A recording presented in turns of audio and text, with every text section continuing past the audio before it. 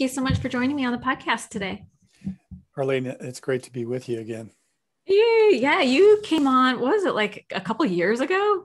Yeah, It's been a long time. it has at least. Yeah, we met during a book proposal writing Yeah, that class. was one of the best things for me that came out of that was getting connected. Yeah, meeting some cool people, Yep. but yeah, I'm still trying to write that book.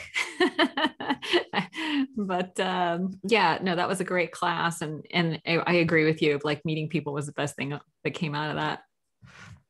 Definitely. Yeah, and staying connected since. Yeah. Um, so you were on a while ago and you did tell your story. So I'm going to leave a link to that when you told your story. You're one of 8 kids, is that Perfect. right? That's right. Good memory. Yeah, you have a very interesting story. And how long have you been sober now? Gosh, next month it will be 38 years, 38 years. Oh my right? gosh. That's amazing. Are you still doing like 12-step meetings or what I are you doing am. for your sobriety these days? I am. You know, what I do is what I call a recovery lifestyle. I figured I Yeah. had a drinking and smoking and snorting and everything else lifestyle. And it was kind of all encompassing in a lot of ways. And if I don't want to go back to that, which I don't, then it's a good idea to have a recovery lifestyle. So 12 step meetings is definitely part of that. I sponsor a couple of guys, and get together on a regular basis with them. And I've got a regular meditation practice. Exercise for me is part of my recovery practice. I have really gotten into step 11. In fact, I led a meeting with meditation in it for 4 years, that was all about showing different avenues for creating that conscious contact, different types of meditation. And that fed me a lot. Conversation is probably one of the biggest pieces of my recovery lifestyle. This kind of real connecting conversation like you and I are doing today. And of course, eating right and laughing and hanging out with my dog, all those aspects of my recovery lifestyle. Those are all amazing things. Yeah, that connection is really huge for me too. They say that alcoholism is a disease of isolation and connection is the cure. So I Yeah, and wholeheartedly agree. that's why there's so much relapse in that first year when you're trying to let go of all the old and start new ones, isn't there? That's a Oh, big yeah. gap to bridge. Yeah, it's so interesting. I pay a lot of attention to sort of a lot of the people on social media who are recovery focused. And it's so interesting how many people that are new in recovery are just so fired up about it. They like start all these Instagram accounts and they're just talking about it a lot and the struggles that they have with criticism from their current community. Like everybody they know drinks, right? And so they're coming out of this environment where their friends have all been doing what they're doing. And so that transition from surrounding yourself with people who drink to surrounding yourself with people who don't, that can be a really tricky time. Do you attribute like having a community in the 12, like a 12-step community, to reestablishing connection with others? It's worked for me really well. I recognize that there's plenty of other paths, more all the time. But I think that's one of the real strengths of the whole 12-step movement is the community or the fellowship, to use the word from the book. That's really one of the main reasons I'm still part of it after all these years. It's because I've made some great friends there, and I suspect we'll continue to. Yeah, absolutely. The great friends. It's so interesting because I've talked to I talked to this lady recently. She's like, "Oh my gosh, everybody I know drinks," and I go, "You know what's interesting? Nobody I know drinks." Yes, Which is not entirely true. I mean, I do have people in my life who drink socially that are not, you sure. know, they don't experience the alcohol use disorder like I do. It's not the center of their life like it used to be It's for you or not. me or so many others. Yeah, I'm always amazed by people who are just like well adjusted. Like, I don't even know how that happens. Like, I think naturally. it's a facade. That's a facade. Nobody's normal. That could very well be true. I mean, listen, everybody's got one area, a cross to bear. I come from like a religious community where they talk about a cross to bear. Everyone's got like at least one area of struggle. So, My friend Janice talks about us all being misfit toys. oh, I like that. Yeah, yeah. I think there's more misfits than whatever the opposite of that is. Everybody's got that aspect within, some hide it and cover it up pretty well, but we all have that. That's what makes us human. Yeah, absolutely. Absolutely. And just because we've been sober a long time doesn't mean that we don't still struggle, but we just don't Right, indulge. right. And I love that you're so focused on step 11. So you do have a podcast called Conscious Contact. Um, and that is really focused on step 11. It took me years to get focused on meditation. Me too. Yeah, and I know that you now have a course on Insight Timer I focused on do. that. Do you want to tell me a little bit about that? Yeah, so it's called Cultivating Mystical Experience Ooh, through Passage Meditation. passage meditation. What's that? hmm So some call it contemplative prayer. Um, Basically, to me, Arlena, um, I think even somewhere in the book it talks about coming to the fork in the road where I, um, on one road is God is nothing, God is a made up concept, um, and on the other road, God is everything. I think it puts it in those simple terms. So it's sort of a put up or shut up kind of moment. For me, in recovery, I spent a lot of time over the years um, either intensely kind of wondering about this or actively ignoring this, um, thinking, I mean, really not even thinking about it, just being too busy to pay any attention to it. But I don't know exactly why, but I decided that I really wanted to have my own answer to that question and in a way that's real and meaningful. Um, so I began reading a lot.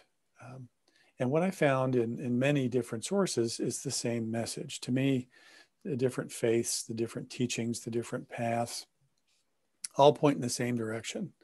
They come from different angles. It's like some roads come from the east, some roads come from the west, um, and yet they're all headed towards the same mountaintop. I like that analogy. And I realized um, that there are many prophets and teachers and mystics out there, Jesus or Jeshua, as he would have been called, the Buddha, Lao Tzu and the Tao, the great Native American traditions, the amazing Upanishads and the Hindu practices, the Vedas, and on and on and on.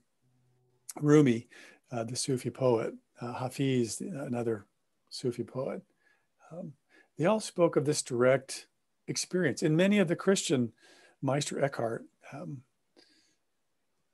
and on, speak of this direct experience, not just a concept, but an actual contact um, with God as they understood God. I love Rumi's name, the friend. That sort of takes a lot of the old conditioning. Some people, and I understand I've had plenty of problems with the word God. Um, so I like the idea of bringing other labels in because if this thing exists, and I firmly land in the camp that yes, and it's the ultimate basis for reality, that I want to um, have contact. I want um, to find the kingdom of heaven within, to use another beautiful phrase. So I thought, okay, let me do some work on this. And I have a lot.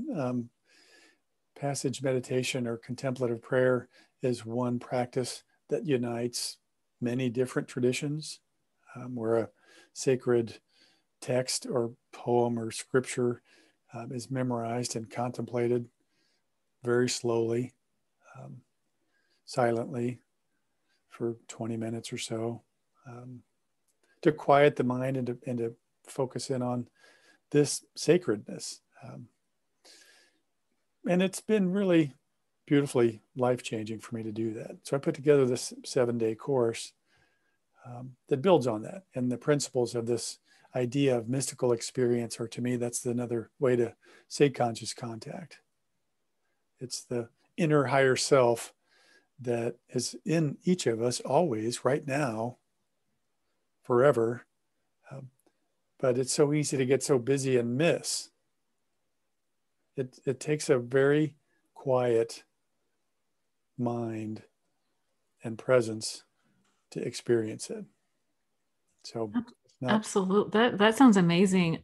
Experience, that is the key Mhm. right there. We need a personal experience. And the thing is, I have had, so I'm kind of in a weird place with my higher power, where some terms don't fit for me anymore. So I'm kind of back at like a re-examining, like a step 2 from 12 step, practice of re-examining what it is. And I get the universal law, but when you said that, and I have had so many like mystical experiences. Yeah, tell me about a recent one.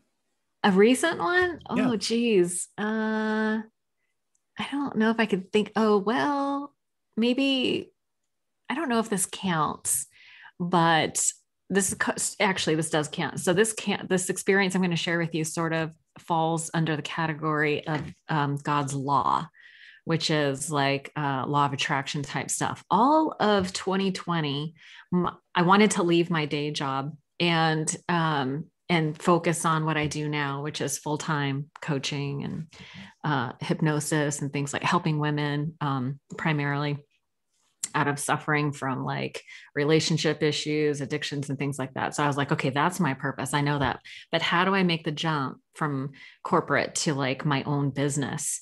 And so all of 2020, my laptop password, my work laptop password was new job 2020. So this is sort of like invoking the law of attraction, new job 2020. Fertilizing the seed every time you Yeah. log in.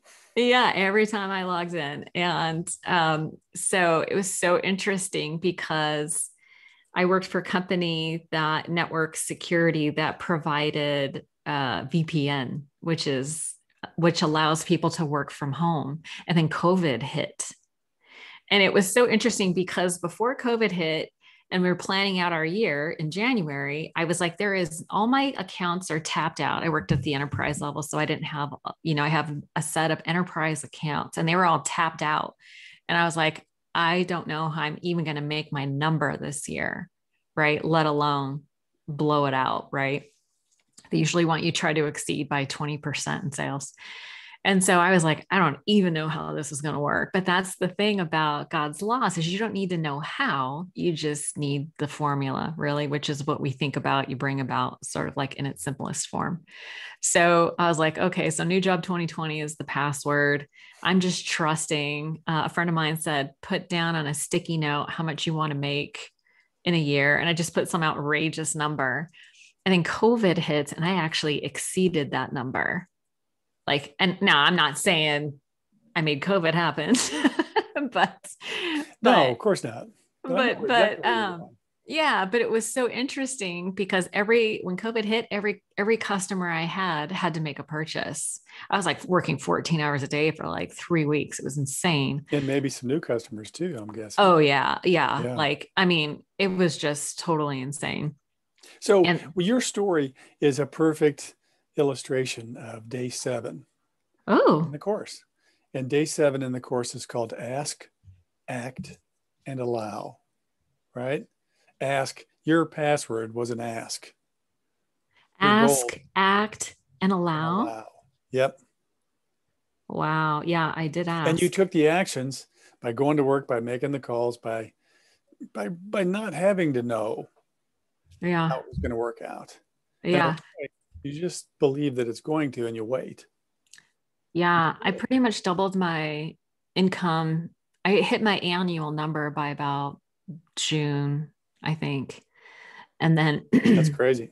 yeah, like exceeded it. So I basically had enough cash in the bank to cover me for an entire year. If I didn't make a single penny, it was like it was like making 2 years of salary in 1 year. That's great. Yeah, it was really good. Gave me a little time to build my business. And and then I got laid off in December.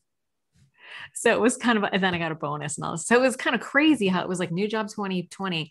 And I just didn't know when the timing was going to be. Like, I didn't know the how. I just showed up and trusted and whatever. And some days I didn't even trust. Some days I didn't even have faith. That's the nature of it.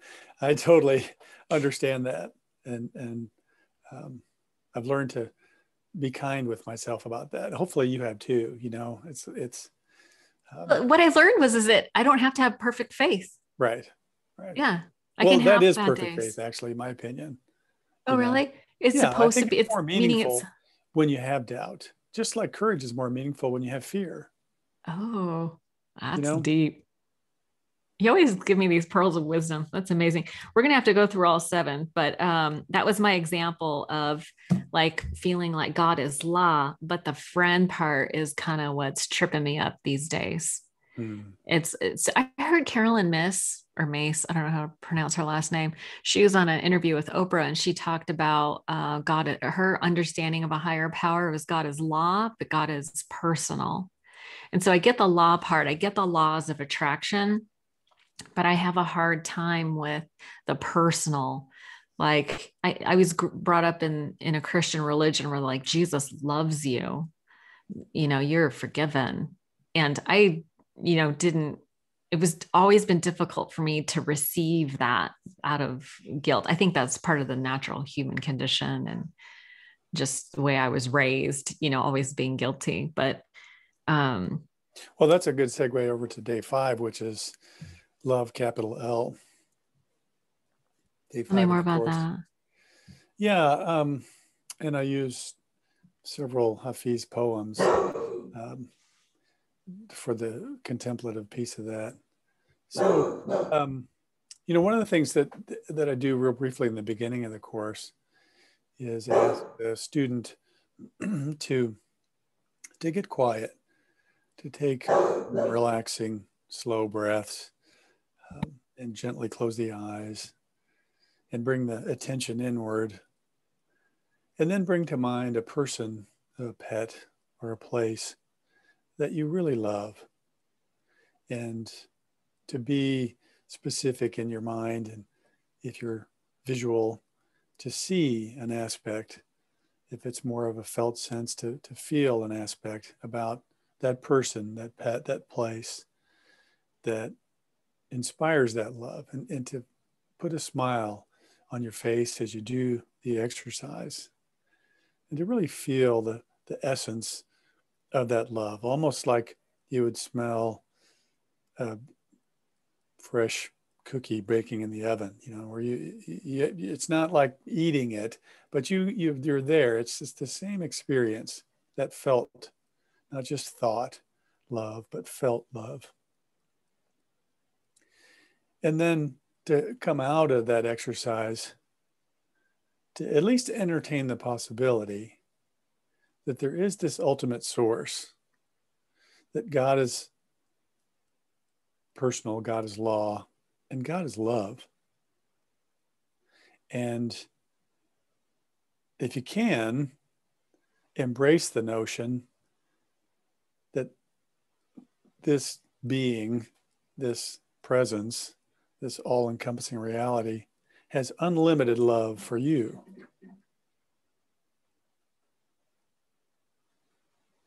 That trips a lot of people up. And so then I ask, well, if you have trouble believing that or even considering it, step back and be willing to entertain the notion that these mystics and these prophets and these poets have personally experienced it. And that's why they wrote what they did in these passages. And that it's possible for you. Just open to the possibility. So my sense with you, Orlena, is that exercise might be a challenge for you, and it would indicate, a connection to what you were talking about a minute ago with the God as personal piece. Mm. Yeah. One of the other things that that lesson talks about is that loving ourselves, with feeling, with and of course action and thought is necessary. And when we can do it, and it's a bit of a mystery sometimes too. It doesn't necessarily just mean, I give myself what I want because I love myself. I love myself, so I'm going to go have another cinnamon roll, or I'm going to go ahead and buy that Rolex because I love myself. Right, right. There's some indulgence piece to that. I love myself, so I am going to meditate each morning. Mm. I Yeah. love myself, so I am going to be honest about something that I just fibbed about. There's the law accountability aspect of love. Mm. And then it's easier to give away what you already have in abundance.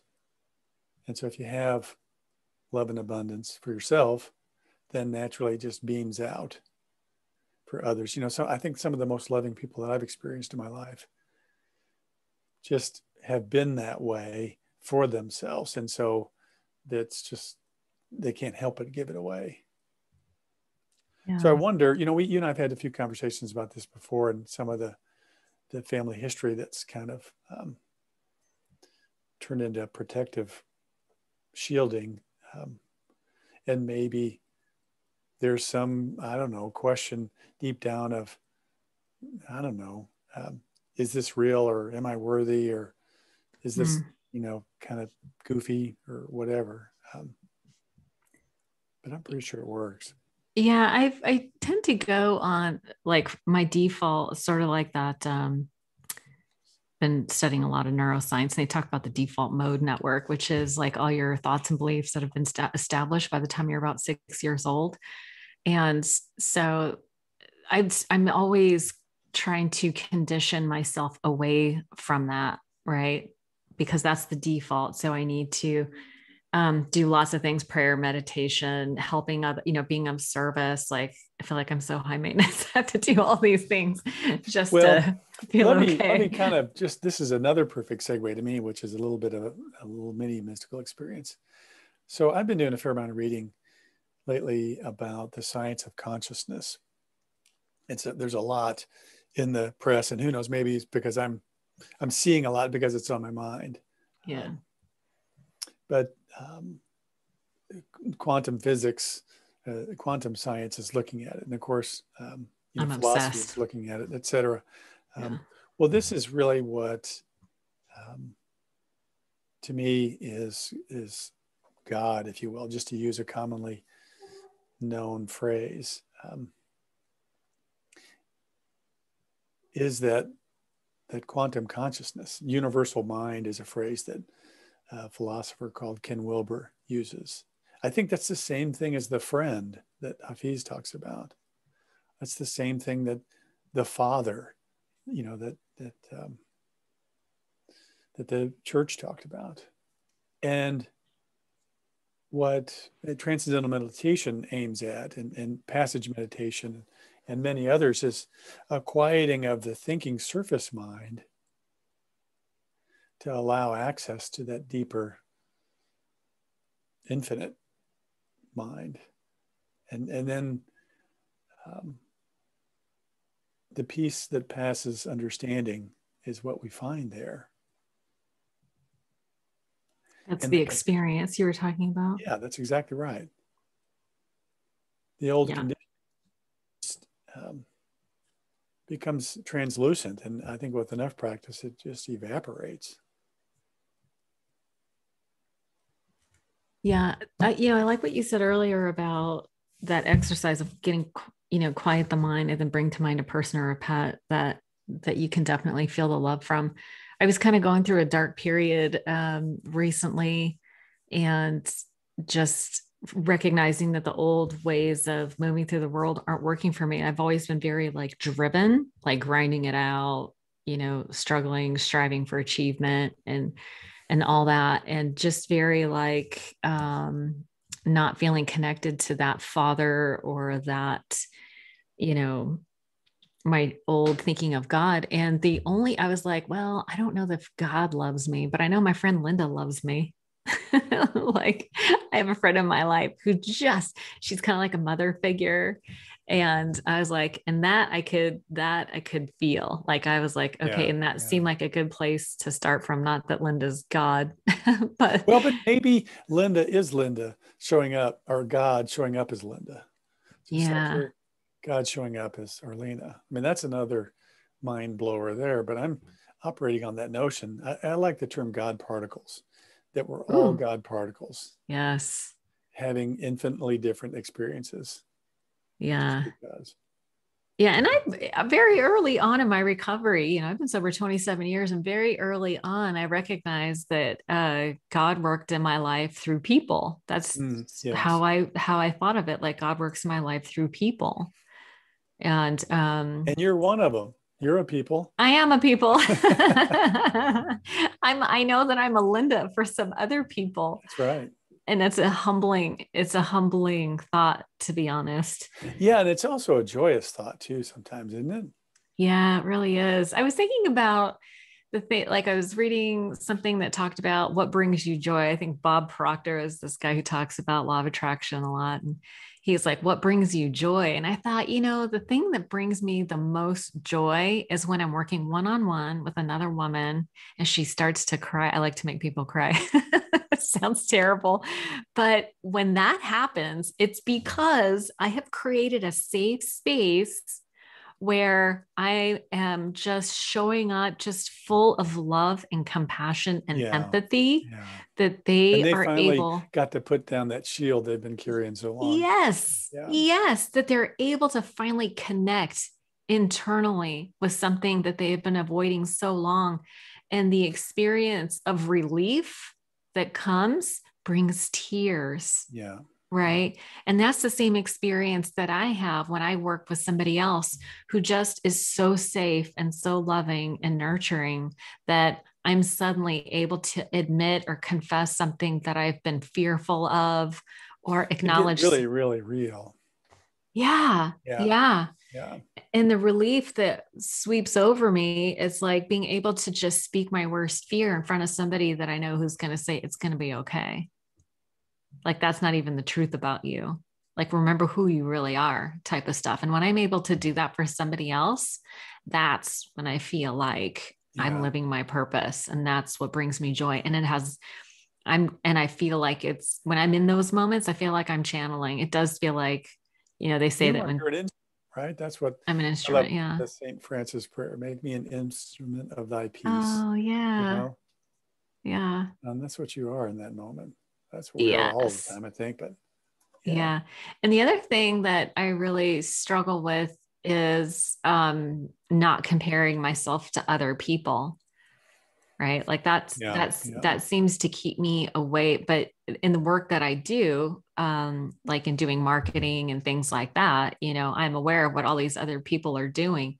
And by surface appearance, it looks like people who've been sober for 5 seconds are like getting all these, followers in social media. And I'm like, I've been sober for 27 years. Like, where is everybody? Like, Yeah, I get that. The whole social media thing to me is a bit of a conundrum. In some ways, it's this beautiful connector that makes it possible for relationships around the world that wouldn't have been possible before it happened. yeah, yeah, Um, and yet, in so many ways, it seems like it's also become a way to curate this um, made up facade version of yourself, designed to get people to like it, and to have adulation, you know, um, and it's all based on some, a bunch of made up stuff. It's not.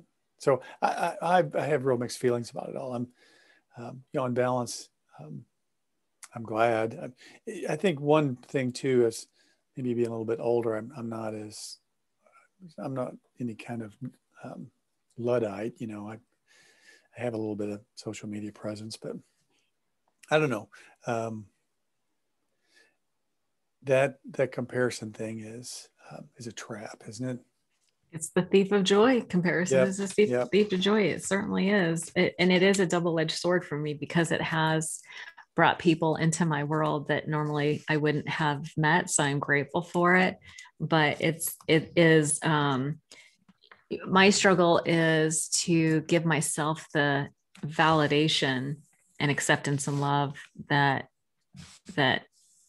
it's easy for me to slip into this trap of seeking external validation through. Well, yeah, yeah. And I'm listening to in fact, I just finished an interesting book called The Dopamine Nation by Anna Lemke. Oh my gosh, I'm reading that right now. You are too. Isn't that Yeah, right. fascinating? Oh, she's amazing. Yeah. I I'm think really she's hoping to really get her on put the her podcast. finger on the root, that whether it's alcohol addiction or social media obsession or, overeating, you name it, that we're all trying to feel good. We get this Yeah. dopamine feel good hit. Yeah. And anything and everything can become addictive when it's done to get that, Yeah. and Yeah. social media is a great delivery vehicle for that. When It you get sure is. a whole big batch of likes, that you just sort of feel good, and I'm sure that Yeah. the dopamine surge going then. Yeah. But then when it fades, it feels good and you want another, I want another. Yeah. So the thing I'm trying to aim for is awareness of that. I don't want to move to the woods, and unplug everything You don't and want to be be some crabby old hermit, taking a stick at people when they come on my Get off lawn. my grass. Right. And yet I want to give more time and attention to that inner journey, that Yeah. conscious contact, that God as I experience God. An experience. Let's go. Can we go through the 7 days, the topics of the Yeah, 7 yeah. Let's see if I days? can remember them right. Um, so I think the first day is about defining what mystical experience is, Mm. which for me is felt more than understood, would be one component of it. Beyond understanding in Mm. a describable way, that leaves one feeling a bit of sort of awe and wonder, Mm. and that is in one's highest good, that has this universal beneficial component to it. Universal beneficial. I love Yeah, that. so it's pretty all encompassing. I think sometimes I've had dreams that I would consider mystical experiences. I've had Mm. conversations I've had just downloads of love, that were, I've had thoughts that have popped up that were, I've had serendipitous encounters with others that healed old stuff that I would consider. So day one is really all about that, is opening the mind to, okay, this notion of mystical experiences is about conscious contact. And in my understanding, it's available to anybody and everybody. And the prayer I use in that day is the Aramaic translation of the Lord's Prayer, which is so different than the traditional one. Instead of starting with Our Father, it starts with, O birther, Father, Mother of the cosmos. Wow. Right? Do you And have that I do. translation? I'll send you a link so you can put it in the notes. Okay, thank you. That's the one that I use most of the time for my passage meditation practice. The thing is unbelievably rich in its complexity and the amazing spiritual wisdom. Do you mind saying it once real quick? Sure, let's see if I can remember it. So it's, O birther, father, mother of the cosmos, you create all that moves in light. Wait a minute. Let me get my phone so I can do it right. Okay.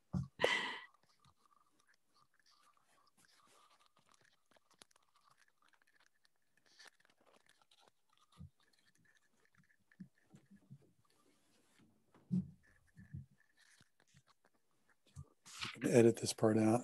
Yeah. Gaps. Yeah.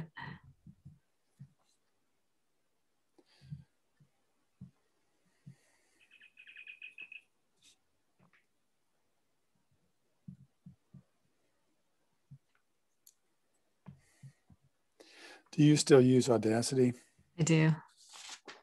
I've switched to GarageBand. Oh.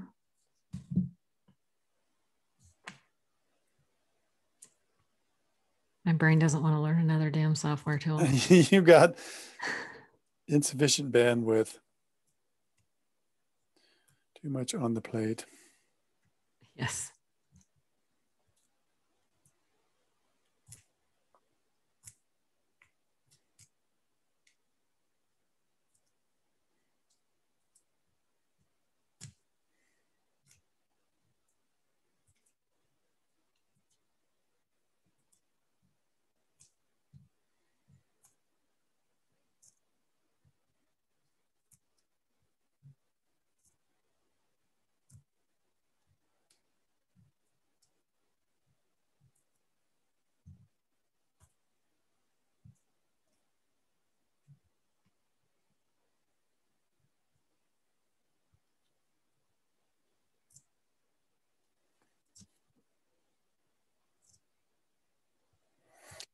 I've only said the thing 10,000 times, but I can never remember the Lord's Prayer at the end of a meeting. If somebody calls on me to share it, I'm like, my brain shorts out.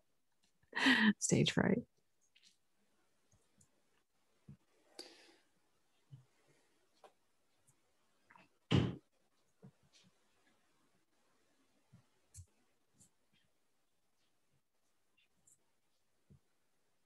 Are you doing online meetings or are you going in person? In person now. Oh, that's nice. Okay, here we go. Okay. O birther, father, mother of the cosmos, you create all that moves in light. Focus your light within us. Make it useful as the rays of a beacon show the way. Create your reign of unity now through our fiery hearts and willing hands. Your one desire then acts with ours. As in all light, so in all forms. Grant us this day what we need in bread and insight, subsistence for the call of growing life. Loose the cords of mistakes binding us as we release the strands we hold of others' guilt. Let us not enter forgetfulness, but free us from unripeness. From you is born all ruling will, the power and the life to do, the song that beautifies all, from age to age it renews. Truly, power to these statements. May they be the source from which all my thoughts and actions grow. Sealed in trust and faith. Amen. Amen. Oh my goodness. Just listening to you say that, I feel like a sense of relief. It's extraordinary, isn't it? It's extraordinary. Free us from forgetfulness. That's amazing. I feel like, we say a lot of times in the rooms that we have a quick forgetter, and that's the truth. It is. I might These have days to. more than ever, collective Oh my ADD. gosh. Right? Yeah, ADD, being over 50, menopause, you name it, Right. having too much to try to remember. I mean, part of that, it's like as you get older in life, there's just more things to try to remember, and it just gets overwhelming at times. And yeah, especially when you keep adding new stuff to try to remember, right? All this input that we have available every day. I feel like I have like an addiction to information. Like it's just too much information. If I You are just, not alone. I'm not. Wow. Okay. So that's the first one That's is day to one. say one. That's a big day. That is day one. And then day two is about attunement. Okay. So the notion of attunement is that um, we're all transmitters and receivers, always Mm. putting out and taking in. We were just talking about information, but it's also energy, Oh yeah. totally. And we're affected by what we take in, and others are affected by what we put out, and we're affected by what we put out. Absolutely. And we all have an amazing array of capacities. Every emotion on the spectrum, we all can be afraid. We all can be jubilant. We all can be angry, etc. And being around that, um, especially if it's intense, um, is going to trigger our own. I once saw a Oh yeah. demonstration of this by Masaru Emoto. He played a Oh prominent yeah. role in What the Bleep. Uh-huh. And I saw him speak, and he was talking about just this, and he was using water um, to demonstrate it, and also talking about how we are physically made up of a lot of water, um, and energy um, begets energy. So he did this thing where he brought out these two tuning forks, these industrial big tuning forks that were made out of tungsten steel, and he set them. They were on these heavy platforms, and he set them on this table. And he asked for silence in this big auditorium of about 1,200 people. And he took a little mallet and he struck the first tuning fork. And it was amazing, this sound that came from it. It was whatever note the thing was tuned to. Um, but it filled this huge auditorium with this ringing, perfectly pitched. And he let it ring for a bit. And then he put his hand on that tuning fork, and it was silent.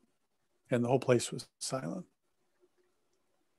And then he took the second one that he hadn't struck and he put it away, and he got a different one out and he put it up on the desk. And he struck the first one again. There's the same note, right? Ringing again. And then he put his hand on it and the ringing continued. The note was perfectly tuned. He had the second one that he pulled up Oh wow. and replaced with was an identical tuning fork. Mm. And so it vibrated and began ringing just from the sound. Mm. And I thought, man, that's a powerful analogy. So um, when I am watching um, lots of news about calamity, or when I'm listening to um, angry rants, or when I'm um, dialing into um, distraction, with scrolling TikTok or whatever, I'm doing more than I think I am in all those cases. I'm actually attuning aspects of myself. The vibrations of energy from all those sources are going to make me more like that. And so this whole notion of meditating on these passages from different sacred traditions is to attune to that instead, to That be is really intentional. brilliant. That is brilliant. That's a great explanation for why.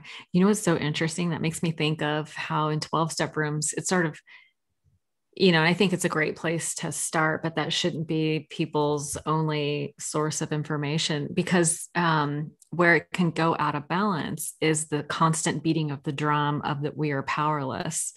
The intent initially was powerless over alcohol, not powerless in life, because I mean, we do affect I'm like, I can't control people like puppets, but I am powerful in the sense that I can have an effect on someone else. I can make their day worse, or Absolutely. I can make a day better, or Absolutely. their day better. Um, Well, and I think one of the other things that is a little bit of a shortcoming, but it's born from a strength in the same way, is the focus on shortcomings, the focus on, yeah, um, character you know, defects.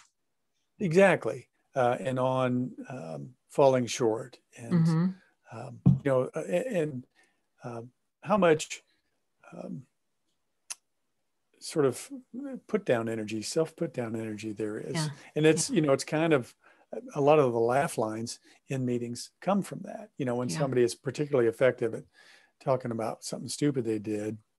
And I think there's a necessity for that, but there's also a benefit for balance, when Mm-hmm. hearing about people's victories and hearing about, how this program, these steps, this lifestyle has, made it possible for you to start your own business, like you're Right. doing or whatever. Mm-hmm. Yeah. So I totally agree. I think that kind of Yeah. stuff is Yeah. I don't mind. I think important. it's necessary to evaluate where we need to adjust, like finding the errors in our thinking or take responsibility for our behaviors, noticing our patterns, the ones that get us into trouble. But there should be an equal amount of energy paid towards what we're doing right. Like there's 1,000 things that go right every single day. I'm able to Yeah, and what? you can do it with a humble gratitude and model, Yeah, yeah, mature sobriety by doing that. yeah, yeah. So, yeah. So the idea of powerlessness, it's almost like this brainwashing, this negative brainwashing that we are powerless, and this reliance on a higher power. There feels like there has to be a balance there too. Like we co-create with God, right? Like we can't do it by Yeah, ourselves, but and co-creating is important. exactly. And the steps were really written and often are practiced from the perspective of somebody brand new. But if you're going to be around Right. a while, probably ought to evolve how you practice them. Absolutely. Absolutely. What do you have for number 3? Day 3 is about breath. I've done some amazing um, learning in that regard. There's a book called Breath Oh yeah, out. I have that. You do. It's Yeah. fantastic. So amazing. Just the mechanics, the nasal passages and Yeah. Yeah. just all that stuff is fascinating. Yes, it is. And I was operating a lot on the assumption that my body knew how to breathe and I didn't need to get involved, you know. Right. And what that book taught me is, well, yeah, I'll live that way, but I may not live optimally. Yeah, we need to thrive. And with regard to meditation, um, one of the things that I struggled with a lot was the follow your breath, observe your thoughts, sort of, basic presence style. It's widely practiced, and I know particularly for those in Buddhism, it's sort of a foundational practice. I struggle with that a lot. I bow to those that can do that because it takes a tremendous discipline. Um, but what that book taught me is that I can incorporate breath into meditation, and that's what day 3 is about: is being not just following the breath, but having a pattern of breathing that signals the body to relax and it allows the mind to focus. It's pretty basic. There's not rocket science in there, and it's based on things I learned from that book and a couple other places. Breath is life, and breath is spirit in some traditions. So that's what day 3 is about. Okay, With very some good. specific, simple practices that somebody can use while contemplating any passage. I know it seems so simple and it's easy to, and it's free and it's so simple that it's easy to dismiss how powerful it is, but it really is very powerful in bringing yourself into the present moment. I know that whenever I have anxiety or whatever, I'm not present. I'm thinking about something that's going to happen and that might happen in the future, or stressing about something that happened in the past. And And in so that moment, your breath becomes very shallow and shallow. very Yeah. upper chest. Mm-hmm. And it kind of feeds the anxiety. I totally get that. I know Oh exactly what yeah. that feels like because I've done it a gazillion times. Yeah.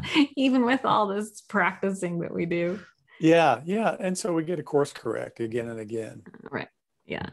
Very That's one of compassionate. the themes of the whole 7 days is um, is to practice and to be patient about the practice. Yeah. I've been doing it a while, and I have plenty of times. In fact, on day 7, I talk about a very recent time where I doubted the whole idea, and I still can do that. Yeah. I'm no guru. I don't put myself in the same category as these true mystics, but I'm on the way. I'm aspiring, and my hope is that this course will trigger that in some others. Yeah, absolutely. What do we have for day 4? Day 4 is about mantram or mantra. Okay. So, um, mantram or mantra is a tradition that's often thought about as Hindu, but it's used in lots of different faiths. And that, again, the idea is sort of goes back to the attunement thing a little bit. And there's different styles. There's some really beautiful, like Deva Premal. I don't know if you are familiar with her or not, but she and her husband make some amazing music, and they bring in Say her name for me again. Deva, Deva, Premal, Premal. She Okay. makes some extraordinary music, and with many different ancient mantras that have their own meaning and are used for different sacred purposes. For the purpose of the course, I used mantram or mantra as holy word or God's name. So from Hindu, Rama is a, a mantra I think that was Gandhi's mantra. Om Good one. is very, um, well recognized and widely used What in was, I'm sorry, can you say again Buddhism. what Om, O Gandhi's, M. Oh, Rama, Rama. that was Gandhi's Mm-hmm. mantra? Yeah. Okay. That seems like a good one. Yeah. Yeah. Right. Um, and transcendental meditation is all about a mantra.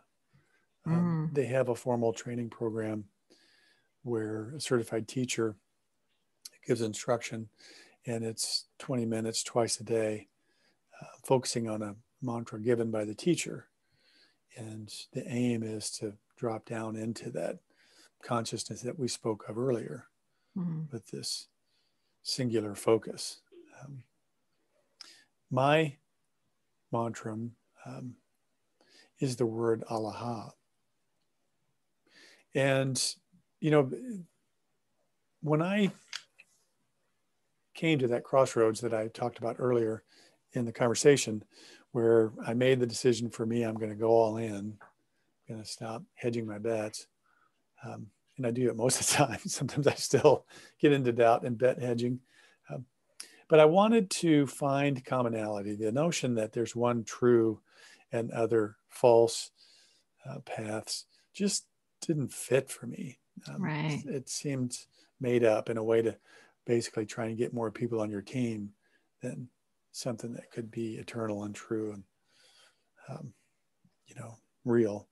So anyway, I wanted to verify that notion in studying different faiths, and my little studies have verified that for me. And so I like the idea of a mantra that demonstrated that embodied that. So Allah is the word that would have meant divine unity in Aramaic at the time when Jesus or Joshua was teaching. It's still used in Judaism, and it's also related to the word Allah, which is, of course, God in the Muslim faith. So to me, it's like, okay, this one word connects all these supposedly different competing faiths. I'm going to use that one. I like that. So day 4 talks about that, and then there's a meditation on that that's specifically on God's name, and where I use my mantra as part of it. Very cool. Okay. Day 5. Day 5 is love. We talked about that a little bit. Let me pull up While you're pulling that up, I have always thought if you boiled it all down, that that would be my definition of God is love, like universal love. Yeah, capital L. Yeah. Yeah, yeah. Um, so I use a number of Hafiz poems, and I'll just share a couple of shorter ones here. One's called God Just Came Near. No one in need of love can sit with my verse for an hour and then walk away without carrying golden tools and feeling that God just came near.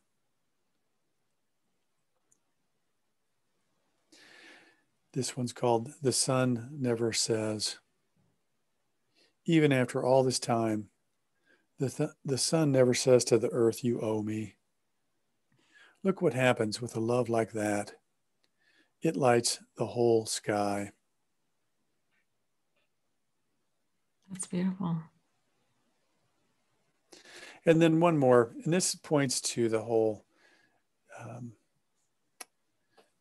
need really for inner silence, and it's poignant. It's called A Still Cup.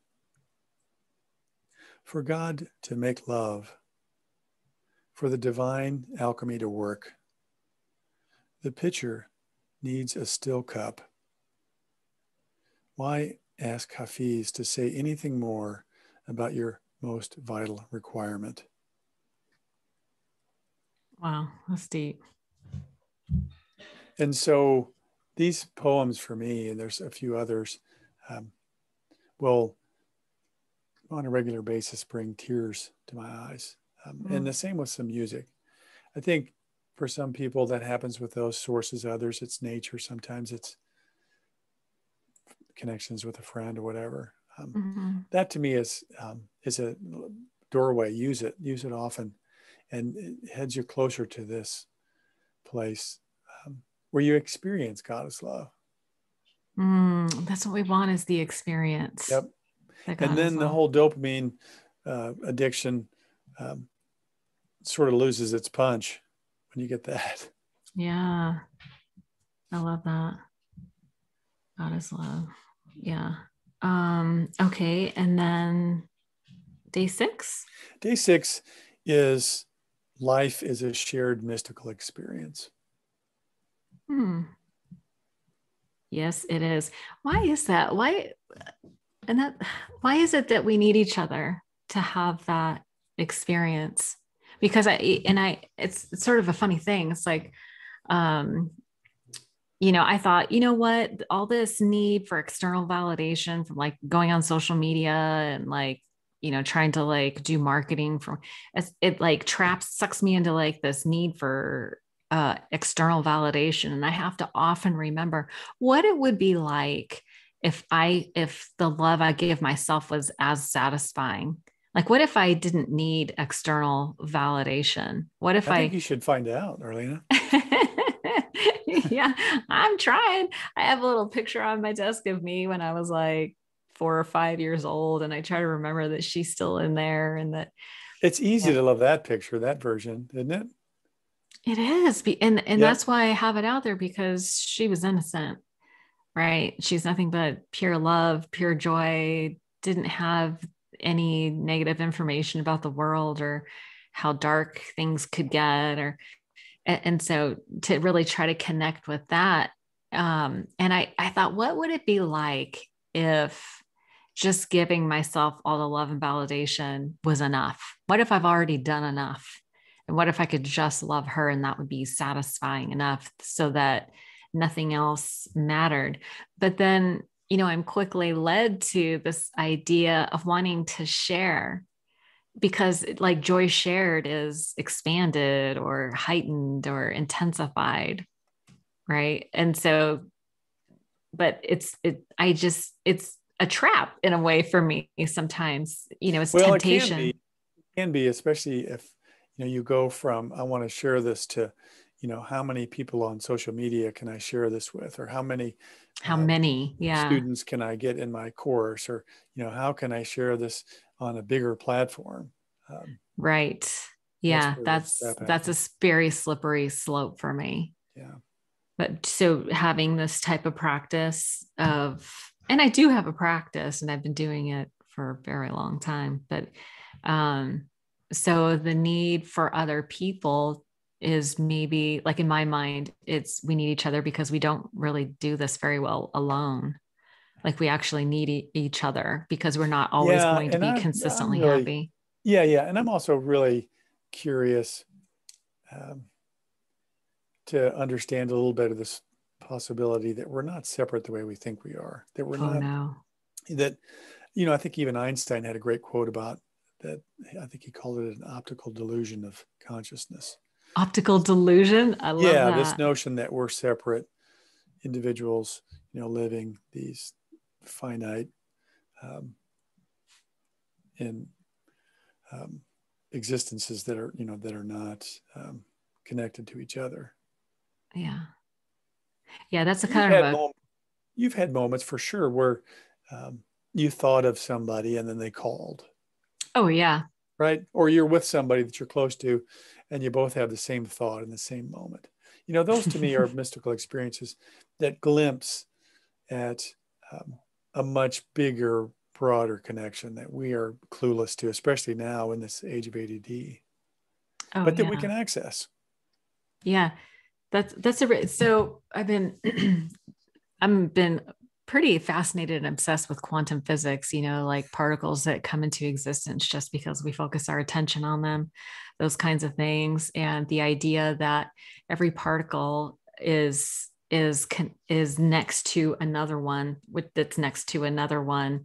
So that is like literally a link, that we are a link. Maybe some of these connections are, but Well, every and particle you, is touching the it. physical entity of Arlena is made up of particles. Right. Yeah. At the very core, we are just put together by positive and negative energy.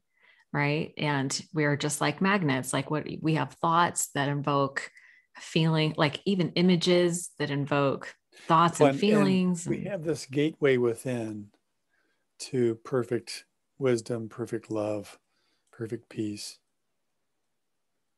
yeah, just by focusing our attention on it, getting quiet.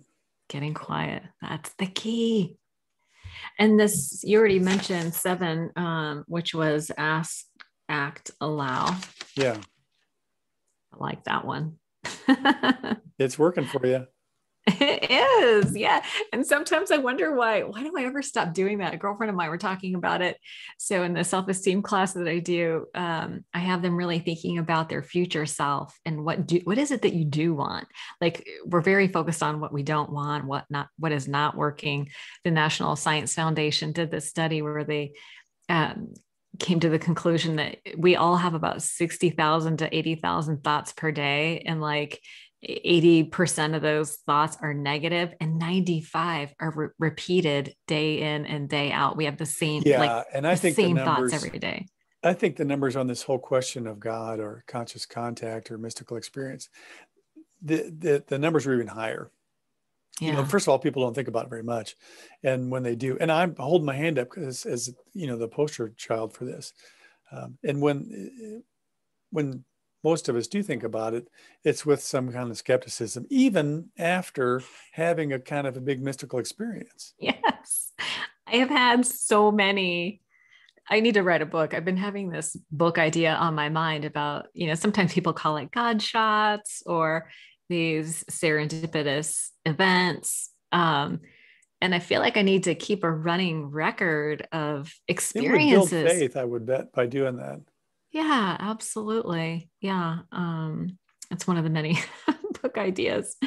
But in your mind, how do you frame that hold, ask, allow from, sorry, ask, act, allow? How do you Well, talk about it? it really it aligns a lot with what you've been talking about, Arlena, which is to frame your thinking process about what you do want Mm, more than what you don't, yeah, and really as much as possible to make that exclusive. Ask for what you want. focus on it. I think um, understand, and I've had some really interesting conversations about this along the way. Yeah. Um, I do, um, I'm operating now on the notion that our power really lies in asking for what we want and the kind of person that we want to be. Yeah. And more so than what we want to achieve. Mm, I think the unlimited power of attraction is much more readily available in envisioning the kind of person you want to be, because that's yeah. in your skin. That's totally in your jurisdiction to be that person. When you bring in Yeah. achievement, it's bringing in all sorts of other people and outside events and circumstances. Yeah, absolutely. It's interesting. So I've been doing this self-esteem class, and we do focus on what is it that you do want. And I have seen some just outright miracles where someone with no resources, no money, no hope was like, I want to live at the beach. Almost every class that I've done this class like 8 or 9 times now. Almost every class that I've had, somebody has moved. Like people, it's so interesting how when the whole class that I teach is based on the premise that we only allow into our lives what we believe we deserve on a subconscious level. And when we really tap into those limiting subconscious beliefs and reframe them, and that's like when the outside starts to change too. I've had like 2 ladies move to the beach. I've had a few people that were like in toxic relationships that they couldn't leave. Suddenly something shifts. It's sort of that law of 51%. Like some people think, oh, you have to be 100% before any kind of shift happens. But really, the balance scale tips at 51%. We're actually a lot closer than we realize on an energetic level. Yeah, and if you start at 49, it doesn't take a whole Yeah. lot to get to Doesn't 51, take does a it? whole lot. Doesn't take a whole lot. And with some different ideas and thinking frameworks, it's easy to get to that Yeah, and some 51%. encouraging push from somebody like you and what you're doing. Yeah. And seeing like experience and evidence is a very powerful convincer. And it all starts with that idea that you shared of who do I want to be? Yeah, Like, and asking, asking, um, it really envisioning and putting it down on paper is a form of asking. oh, I like that. I never thought about that. Putting it down. We do this writing exercise of what would your perfect day look like, and to write it out as if it's already happened.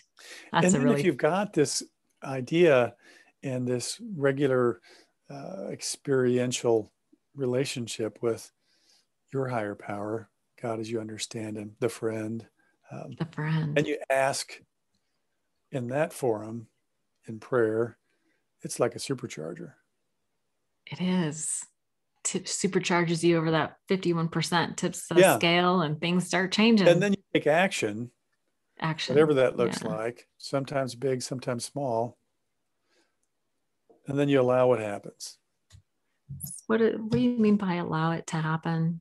Like being able to Well, receive, or yeah, I do. I think there's some of that, and also understanding um, that maybe it'll work out exactly the way you see it, and maybe it'll work out some other way. right. Yeah, be open to outcomes, not attached to Yep. them, because we don't know how the universe is going to Yep. deliver the things that we want. Or something um, that isn't something we thought we wanted, but is somehow in our best interest. Right. Right. I love that. Yeah. Early on, I had a lady tell me that God either says yes, not yet, or I have something better for you. Right. Yeah. So that is a good reason to stay open to outcomes, because we don't actually know. There is a element of allowing things to unfold rather than pushing, but it does get acting and pushing to me gets confused in my mind. Sometimes I'm not sure when I'm pushing or when I'm acting in alignment. Do you know what I mean? Like Yeah, it I gets do. confusing. Yeah, God's there will, is. my will. I don't know. There's not any sort of precise dashboard indicator that pops up on your No, inside your no, forehead that you can look at. Is there? But no. if it is pushing and you stay at it long enough, you'll figure it out, right? Yeah. Hey, yeah, that's Because things right. push back. Yeah, rejection is God's protection. I've heard people say Yeah, when things are not unfolding, then it's time to sort of put your dream on the altar. I get mad at God sometimes. I'm like, look, if this isn't your will for me, you need to align my will with yours because I can't do it. Some jobs are God-sized jobs, and aligning my will sometimes. totally, totally. I think that's one. I think forgiveness is one, Surrender. Oh, forgiveness is huge. Yeah, right? that's really been on my mind lately. That's a God-sized Self-forgiveness. job. Yes, that to me is the Self-forgiveness. probably the key to get into that self-love place. Yeah, This starting with self-forgiveness. self-forgiveness. Yeah, Brene Brown, she's a shame researcher. She wrote The Power of Vulnerability. She says that empathy is the antidote to shame. And the difference between guilt and shame is guilt is I did something wrong, and shame is I am wrong. Right. Like I am Right. broken. And so many of us feel like I'm just broken, like fundamentally. I used to ask God my whole life, would you just fix me? But nothing happened. And it turns out I wasn't broken. The initial premise was wrong, that I was broken. Yeah. And I just, yeah, maybe wounded might be a little better. But yeah, so yeah, empathy is the antidote to shame, self-forgiveness. I like that. This sounds so amazing. I can't wait. I'm totally gonna do it, by the way. Yeah, give it a try. So I'm the totally gonna lessons do it. are, I think 15 to 20 minutes. So they're definitely bite size. And Nice. it's about a 3 to 5 minute talk, and then 10 to 15 minute meditation. Oh, I love it. And And you have each such a one, soothing voice. thank you. Each one has different soundtrack and a prayer Oh, or passage from a different tradition. There's Lao Tzu, there's the Aramaic translation of the Lord's Prayer, there's Hafiz poetry, there's a Native American prayer, there's a prayer from the Jewish tradition, there's a Sufi prayer. oh, I love it. It's on Insight Timer, which you Insight can Timer, that's download right. for free. Do you have to do the paid version to get access to the 7-day course? I'm not sure how that works. I think, yeah, if you do the paid version, you've got access to everything on there. I do know that. If Yeah, you it's if you actually don't, worth it. it is. It's Of like all the $35 meditation. for a year, I think. Oh my God, is that right? Right. And there's tens of thousands of offerings on there. It's Yeah, crazy. there's some good ones on there. I think of all the different apps that meditation apps like Calm or Headspace or any of those. It's also Um, cool in that there are a lot of live events now. I've dabbled in that a little bit. It's not totally my cup of tea, but for folks that like connecting that way, um, there's a robust audience, and there's a whole lot of offerings that way. Many different yoga offerings per day. There's some cool music ones. There's some that are sort of talk oriented. There's some guided meditation ones, silent meditation ones. There's a lot of offerings to yeah, connect in a live format now on there yeah, too. super good. I love it. I still use it all the time. Yeah, me too. Yes, you do. Well, Matt, this is just, wow, this is a lot to think about. I can't wait to start. I'm going to start this afternoon on the 7 days. Yeah, I'd love to I hear your thoughts afterwards. Yeah, absolutely. Yes. If you can, could you send me a link to it and then I'll just put it in the show notes? I'll release it this I week. will. So today Absolutely. is September 6th and I'll release it on Thursday. So, And I would send you a link to that Aramaic Lord's Prayer too. oh, thank you. Yes. Very good. Well, Matt, it's as always, it's such a pleasure to talk to you. I always No, it's feel like fine. it's a little bit of indulgent self therapy for me. Oh, thanks, Marlene. I enjoy it. I love it. Yeah, It's good to connect. yeah, it really is. I always learn so much every time I talk to you. So I appreciate you taking the time today to share the 7-day course. I'm really excited about it. Tell me the name of it again. Cultivating mystical experience Cultivating this. with passage meditation. Awesome. Okay. Well, Matt, again, thank you so much. And I'll leave all the links to everything that you shared in the show notes. And I'll look forward to speaking with you again real soon. Thanks for having me, Arlene. It's been great.